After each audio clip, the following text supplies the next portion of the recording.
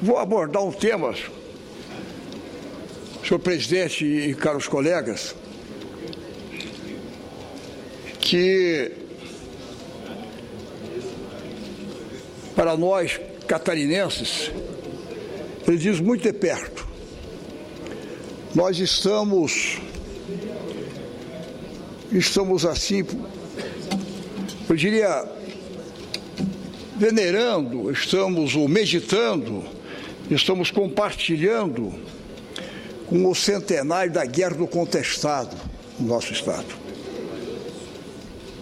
1912 que teve início essa Guerra do Contestado. E é o centenário. Inclusive a Assembleia Legislativa de Santa Catarina reúne-se hoje e presta, eu diria, uma homenagem aos que tombaram, aos que lutaram, principalmente aos que mais sofreram, os caboclos daquela região nossa da Serra, do interior, em função da criação do desenvolvimento que tem passado pela região e com as concessões de terras e direitos, os mais fracos foram, como se diz assim, vulnerizados, foram extirpados, foram deixados de lado, e houve uma grande caminhada durante longos 4 anos nessa luta por tentar a sua sobrevivência. A Guerra do Contestado equipara-se mais ou menos com a luta dos canudos. A luta pela terra e pelo trabalho, do fraco contra o forte, do caboclo contra o capital estrangeiro, movida por coragem e fé. Assim foi a Guerra do Contestado, que no próximo dia 22 completa 100 anos de seu marco inicial, a Batalha do Inari, em 1912. Apesar de não ter merecido a mesma atenção dos historiadores brasileiros que outros conflitos semelhantes, como Canudos, por exemplo, a Guerra do Contestado teve duração de quase 4 anos, em uma região conflagrada de 20 mil quilômetros quadrados, envolvendo cerca de 40 mil habitantes, derivando na definição da divisa entre os estados do Paraná e Santa Catarina, deixando um saldo de mortes de quase 10 mil pessoas naquela época, há 100 anos. Não há uma única causa, mas uma conjunção de fatores que desembocaram nesse sangrento conflito, que deixou marcas profundas na população. Entre eles, a presença de um número considerável de caboclos que viviam na região que abrange hoje o Planalto Norte, Serra, Meio Oeste e Oeste de Santa Catarina, vivendo do cultivo de erva mate e da extração madeireira. O outro fator determinante foi a construção de uma estrada de ferro ligando Itararé a Santa Maria, com 1.403 quilômetros de extensão, para ligar as então províncias de São Paulo, Paraná, Santa Catarina e Rio Grande do Sul pelo interior, o que permitiria a conexão por ferrovia do Rio de Janeiro, Argentina e ao Uruguai.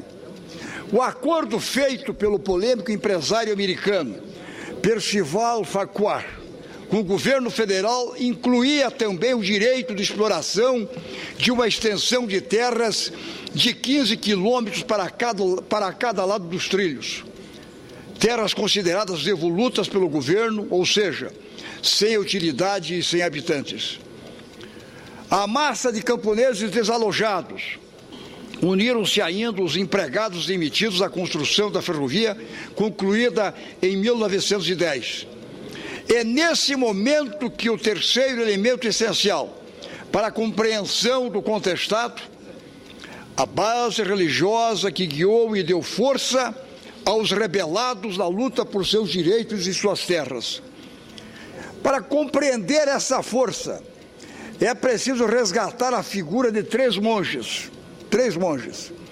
O primeiro monge que galgou fama foi João Maria, considerado como profeta João Maria. Um homem de origem italiana que peregrinou por várias regiões do Brasil, pregando e atendendo doentes de 1844 a 1870. Fazia questão de viver uma vida extremamente humilde, e com sua ética e forma de viver, arrebanhou milhares de fiéis. Até os dias de hoje tem merecido fervorosa devoção. O segundo monge também adotou o codinome de João Maria, mas chamava-se Atanás Marcaf, provavelmente de origem síria. Dizia estar sempre ao lado dos que sofrem e participou inclusive da Revolução Federalista de 1893, mostrando uma postura firme e uma posição messiânica. Atuava na região entre os rios do Iguaçu e Uruguai. Surgiu ao fim, por volta de 1911, o terceiro monge, José Maria, que levou à deflagração da guerra.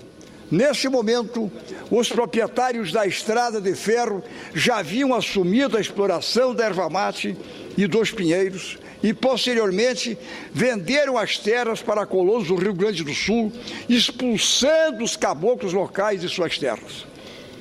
Esses camponeses que viram o direito às terras que ocupavam sendo usurpado, decidiram então ouvir a voz do monge José Maria, sob o comando do qual organizaram uma comunidade, resultando em frutíferas quaisquer tentativas de retomada das terras, cada vez mais se contestava a legalidade da desapropriação. Uniram-se ao grupo diversos fazendeiros que, por conta da concessão, estavam perdendo terras para o grupo de Farquhar, bem como para os coronéis da região. A união em torno de um edial levou à organização do grupo armado com funções distribuídas entre si. O messianismo adquiria corpo. A vida era comunitária, com locais de culto e procissões, denominados redutos. Tudo pertencia a todos. O comércio convencional foi abolido, sendo apenas permitidas trocas. O santo monge, como diziam, José Maria, rebelou-se. Então, contra a recém-formada República Brasileira e decidiu dar status de governo independente à comunidade que comandava. Para ele, a República era a lei do diabo. Nomeou o imperador do Brasil, dizem eles, da comunidade, um fazendeiro analfabeto, chamando a comunidade de Quadro Santo, e criou uma guarda de honra constituída por 24 cavaleiros, que intitulou de 12 pares de França, numa alusão à cavalaria de Carlos Magno na Idade Média. Os camponeses uniram-se a este, fundando alguns povoados, cada qual com seu santo. Cada povoado seria como uma monarquia celeste, com ordem própria, à semelhança do que Antônio Conselheiro fizera em Canudos. Convidado a participar da festa do Senhor do Bom Jesus, na localidade de Itaquaruçu, município de Curitibanos, o monge foi acompanhado de cerca de 300 fiéis e lá permaneceu por várias semanas, atendendo aos doentes e prescrevendo remédios. Desconfiado com o que acontecia e com medo de perder o mando da situação local em Curitibanos, o coronel Francisco de Albuquerque enviou um telegrama para a capital do estado pedindo auxílio contra rebeldes que proclamaram a monarquia em Itaquaruçu. O governo brasileiro, então comandado pelo Marechal Hermes da Fonseca, sentiu indícios de insurreição neste movimento e decidiu reprimi-lo, enviando tropas para acalmar os ânimos. Antevendo o que estava por vir, José Maria parte imediatamente para a localidade de Irani, com todo o seu carente séquito. O cara de Irani que ainda há uns 10 dias lá estive. Inclusive recebi uma estátua de João Maria, que era considerado o profeta, o monge daquela região. Não demora, eu vou para o finalmente, mas é uma história dos 100 anos, senhor presidente. Hoje festejada, memorando, a Assembleia Legislativa está reunida, em homenagem aos que lutaram, os que tombaram. Foi um negócio muito segredo. Igual a de Canudos, que é muito conhecida. Vossa Excelência mesmo conhece, que se desenrolou em Pernambuco, no Nordeste. Só que lá havia o Cris da Cunha e nós não tínhamos o Cris da Cunha no contestado, por isso que ela não é tão conhecida no Brasil. Mas mais ou menos os modos eram os mesmos. A localidade desta época pertencia a Palmas, no Paraná. cidade que estava na jurisdição do Paraná e que tinha com Santa Catarina questões jurídicas não resolvidas por conta de divisas territoriais. E acabou vendo nessa grande movimentação uma estratégia de ocupação daquelas terras. A Guerra do Contestado inicia-se neste ponto. Em defesa de suas terras, várias tropas do Regimento de Segurança do Paraná são enviadas para o local, a fim de obrigar os invasores a voltar para Santa Catarina. Ao contrário do que imaginava o governo, ocorreu a sangrenta batalha com muitas mortes dos dois lados, entre eles o próprio monge José Maria.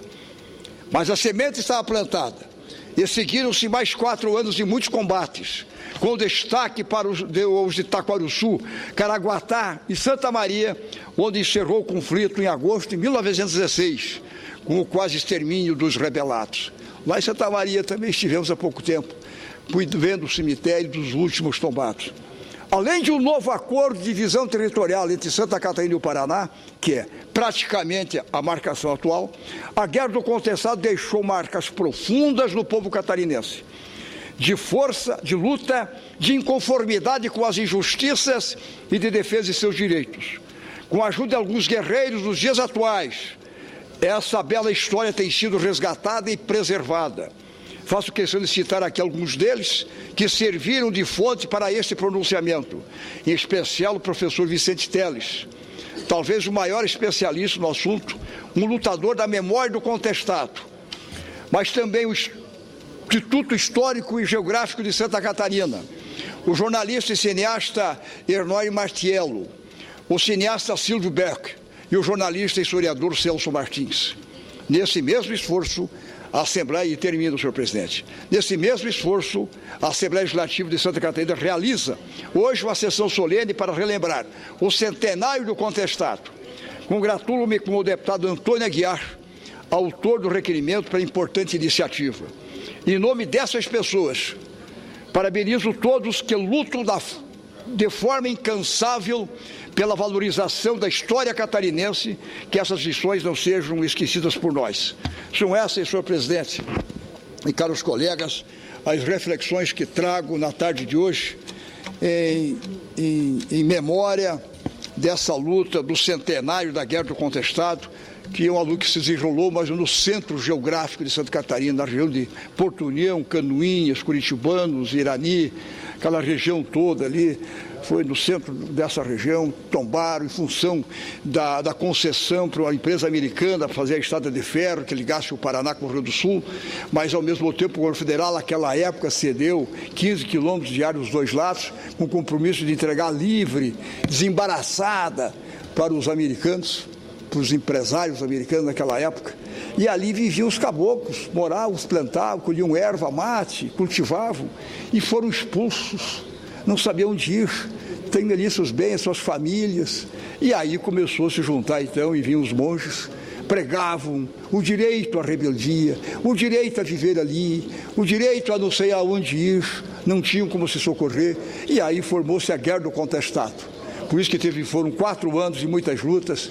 O governo da Revolução do Marechal Fonseca, naquela época, mandou tropas, foram massacrados, não tinham com o que se defender praticamente. Então, isso em memória desses caboclos, dessas pessoas que ali fizeram suas lutas para se manterem, e os seus cemitérios que ali estão localizados. Então, memória a esses infortunados, que ali lutaram nessa época, há 100 anos, que comemora-se hoje, ou rememora-se hoje, ou nessa época, esse centenário. Muito obrigado, senhor presidente e nobres colegas, por esse momento e pela tolerância também do